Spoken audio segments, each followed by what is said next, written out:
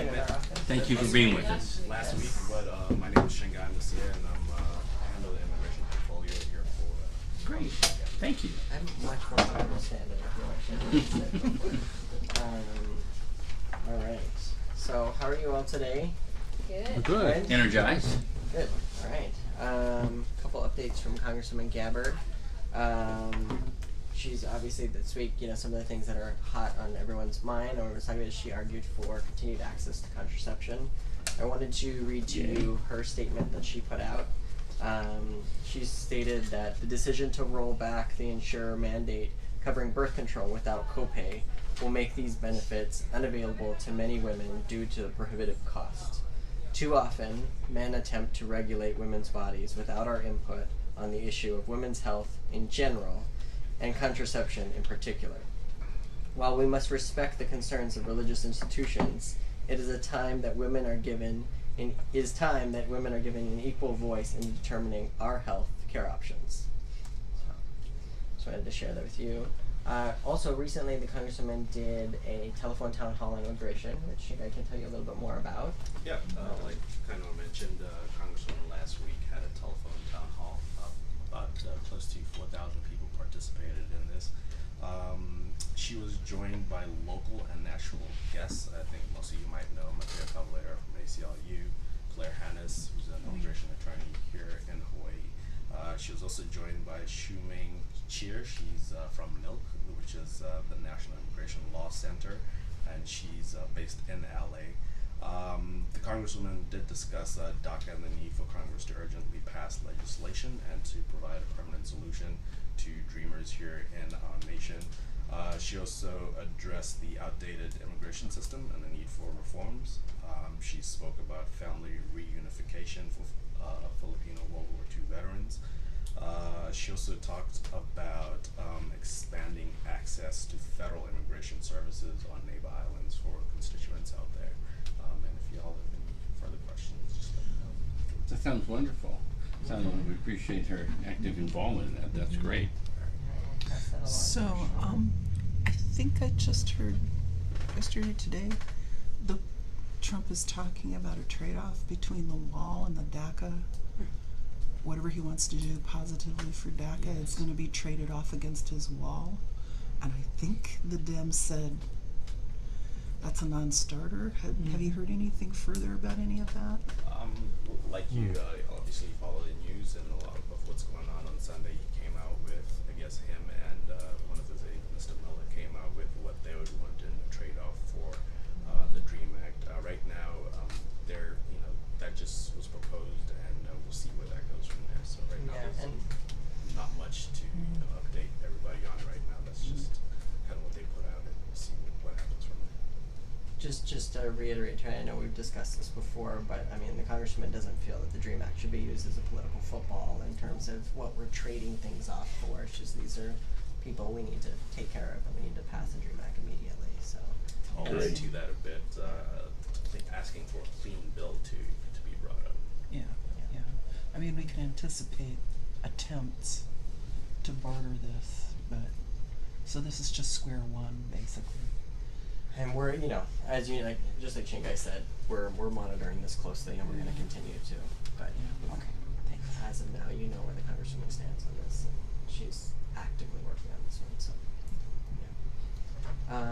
other updates on this I wanted to share with you is Rep. Gabbard sent a letter with more than 220 of her fellow colleagues to the Speaker of the House, Paul Ryan, as well as our Democratic leader, Nancy Pelosi, to just express concern on the impending cuts to the Medicaid disproportionate share hospital, or DSH payments. The letter urged a 2-year delay to these harmful cuts, as these payments support hospitals that serve our most vulnerable communities, include low-income, coastal migrant workers, and uninsured patients. She basically stated that if these cuts go into effect, Hawaii will lose approximately 10% of the DSH funding, putting all of her constituents, all of you, at serious risk. So. I wouldn't be able to even afford to go to the doctor. I have Medicare and Medicaid because I'm below poverty level on my Social Security, and there's no way. I have to see a cardiologist and whatever. I couldn't even go to the doctor. So You know. Congresswoman continues to fight against those Yes. cuts. So another one that I thought you might find interesting. Obviously, we go through kind of what the Congresswoman's working on every week. She signed on to a bicameral letter to urge the FCC chairman not to relax the internet broadband standards for millions of Americans across the country. This would mostly affect like rural, tribal, and other like low-income communities. But the FCC just announced a notice of inquiry that would consider lowering the standards of broadband internet access speeds, basically from 25 megabits download to 3 megabits. So I mean, it's extremely slow. Yeah, Prehistoric. And the upload would go down from 10 megabyte download to 1. This is also classifying mobile internet connections as a suitable replacement for home broadband. So I mean, she spoke out against that clearly. So the Congresswoman was also here over the weekend, very briefly, but she did get to attend the Hawaii Farmers Union United conference out in Waianae, and where she spoke there. And this was in recognition of them receiving their national charter to the National Farmers Union. I did want to share with you a quote from her from that as she talked to the community there. But she did say, as a community, we have great potential for Hawaii to empower our local farmers, strengthen our food security, secure funding for critical research, and empower our local communities through locally grown agriculture. Over the last several years, we have seen a rise in local farm-to-school programs, improved value of our coffee industries, and increased engagement among our local community to buy local and invest in community farming. There is much to be done to build these successes, and events like today bring together all the necessary community components to make that happen. So, Great. It's good that there's all these other big issues that are bouncing around and we're all worried about, but it's nice that the regular business that needs to be carried on, like things like this, that Representative Gabbard is working on. So that's really great. To not forget about the day-to-day stuff, as and when these giant issues come out, we all get outraged about. So exactly. They have a lot of nice farm areas. I used to teach conflict resolution on the Waianae coast, and I had 4th through 12th grades, and I know one of the elementary schools was right across from a farm. A guy named Gigi had the farm out there, so I'd take the students across over there and let them see that. But go to the Naked Cow Dairy. I just did that, and you can learn to make cheese. They have a class. That's fantastic. Right out there. Well, that's all the updates I have for now, but I know we included all the Congresswoman's statements on various issues on the handout. It's actually a pretty robust collection there of various issues across the board. So. That's where this I left my handout. glasses at home. I'll look at it when I get home. Yeah, no problem. You're like Any me, other but it's my Part of glasses. aging. Wow. 10 days I'll be 72. It's like, whoa. In the news Congratulations. recently, Well, thank you. University of Hawaii is instructing students what to do in case of a nuclear attack. It's kind of a grim sign of where we are, I think. Can you talk a little bit about what's going on with North Korea and any involvement Representative Gabbard has in North Korea doings?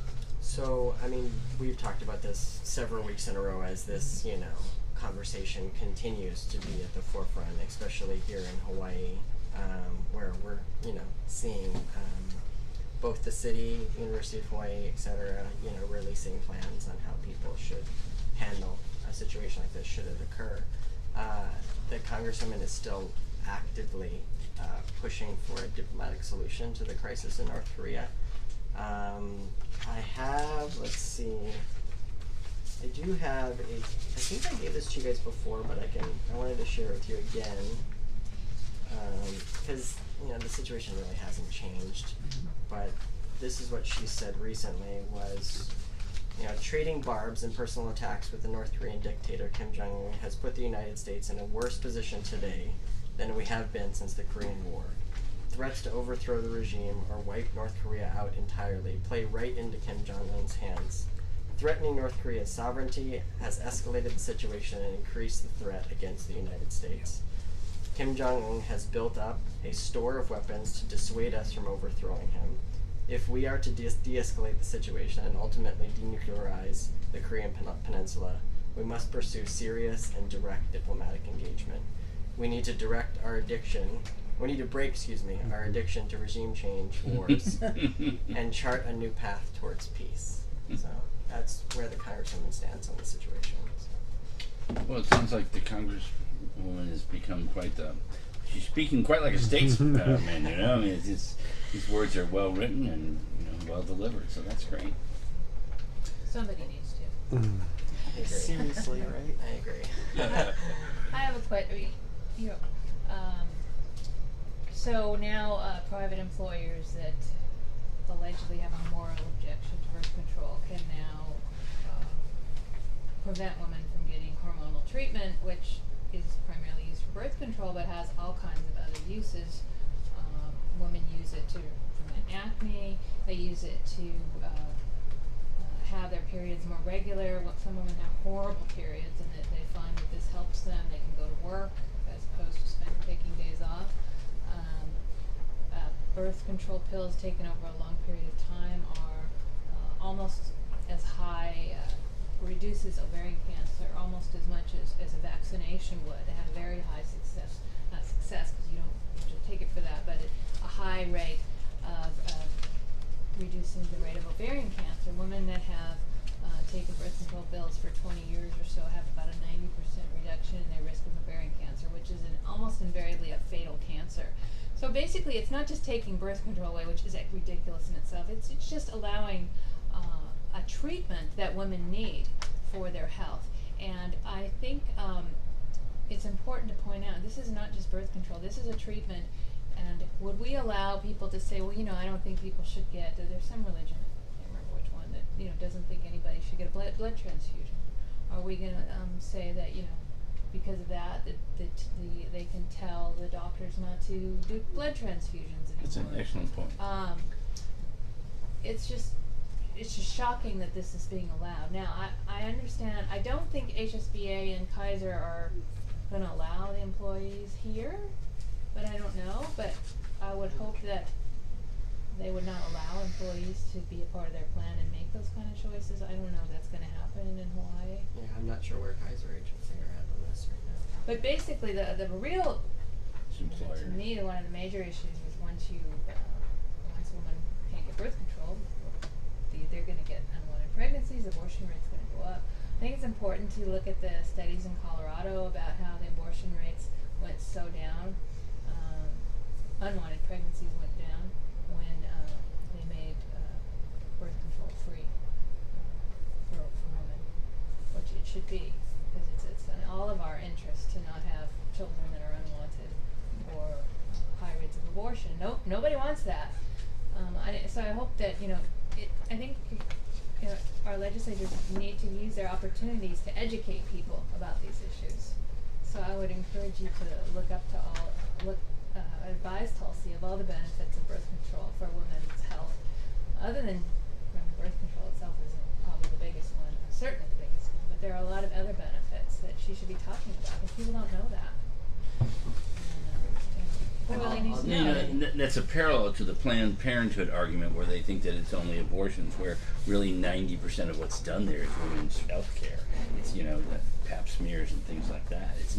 It's not some abortion mill at all. It's a place where people are going to get care. So that's a really good point. It's a very important. But it's just important that our legislators. I know how difficult it is to educate, but they've got to always be working on it to educate people. I'm glad you use brought their up. platform to educate people. I'm glad you brought up about things, because I stay out of this issue because I'm totally anti-abortion. So I don't get, I stay out of this kind of things. But as far as birth control, I had just mentioned, I believe it was in Brian Schott's office. No, it was in Senator Hirono's office, that I didn't understand why people expect others to pay for their birth control. And now that you mentioned, it's not only about birth control, it's all these other things that the birth control pill can can help with, and things like that, where it becomes a different issue. Well, if you know. don't want abortion, So I'm glad you did. Yeah. and you Right. want everybody to pay for your birth control. I mean, we don't want children that are I just unwanted. think responsible sex is where it's at, but I'm behind times, I guess, with some people. People are not responsible about sex. They should accept that And reality. they never have. Well, Yeah. They never have, That's a and shame. they Right, never but- will. But I think it's key that I don't think that this things. attack has anything to do with reason or logic No, or of the course end not. result. It's just about him trying to stir up his base. I understand. I'm not. That's why I kept Right. talking about educating In the same people. right, Yeah, in the I same way understand, he's sure. attacking immigrants, and the same way he's attacking LGBTQ. He's just trying to get people I'm to not saying apply. we're arguing with Trump, because Right. I agree that there's no point in that. Right. So The best maybe- way to argue with Trump, by the way, would be to tell him he's a wonderful man, he's the best looking man in the whole world, he probably has the big stick in the I whole couldn't world, do and he's that. great, and blah, blah, blah. But by the way, and an interesting thing is, I sometimes think maybe Democrats should consider that, because we have a man who simply wants to be praised. A If we can megalomaniac. get what we want by praising him, I don't know. I mean, I know it's a tough issue, but See, the other kind of side can praise him next. We could tell him how awesome he would be if he resigned. there you go. But, So you know, maybe I mean, you could speak. yeah. Oh, I'm sorry. Go ahead. No, but really, I do think about that. I often think, that's Sure. what I would do if I was with him. I would tell him how wonderful he is. Why doesn't he let these dreamers come in, because they all have nice jobs Because that's or whatever? he kind of did. I mean, Chuck and Nancy were That's what they're they doing. were really great at that. So Yeah. Well, good. But Yeah. maybe you can tell us a little bit about how the influence within the Democratic Party can be one thing, but these issues and how the Representative Gabbard reaches across to the other side. What are the things are what things she's sort of jointly sponsoring and that kind of thing. And if you don't have that answer now, that's fine. But maybe next time, reaching across the aisle, I think, is more important than ever these days. So. Yeah, and I mean, we've talked about this week after week in terms of the congresswoman's always taking the position of one of being a representative or an ambassador is a term we use often of aloha, and looking at a situation and saying, we may agree on 95% of things, but if we can find the 5%, well, let's have that conversation and let's work on getting something done there.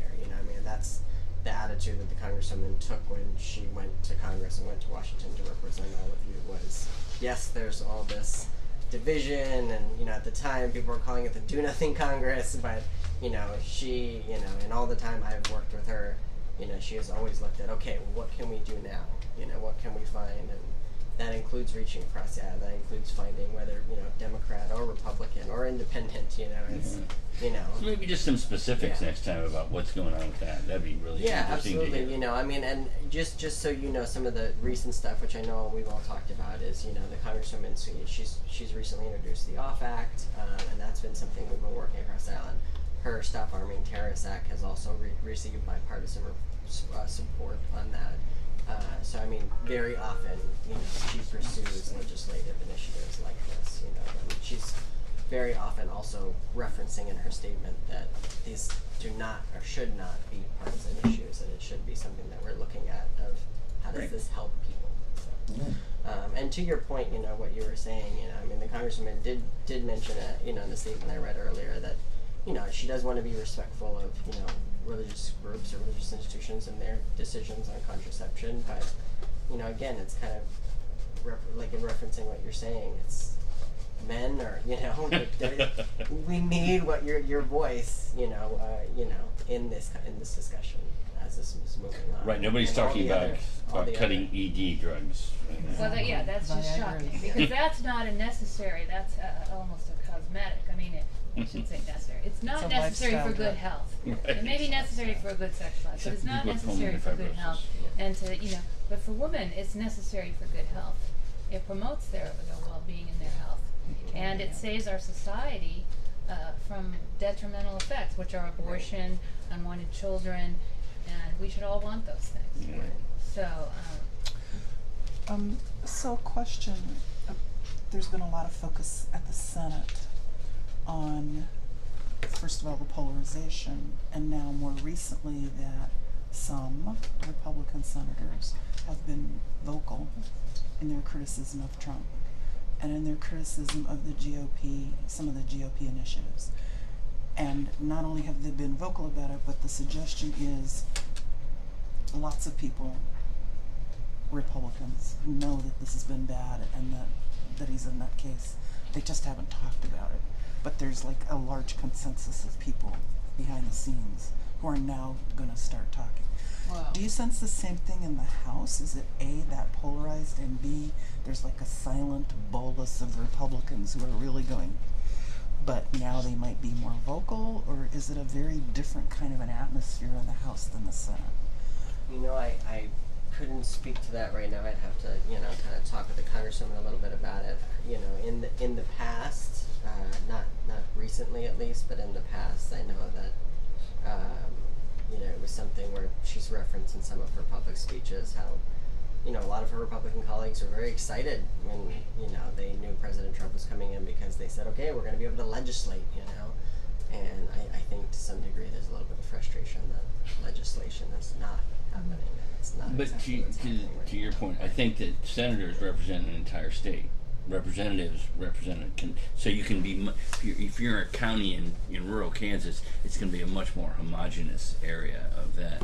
So I think is that something that's a factor in what she's talking about, or?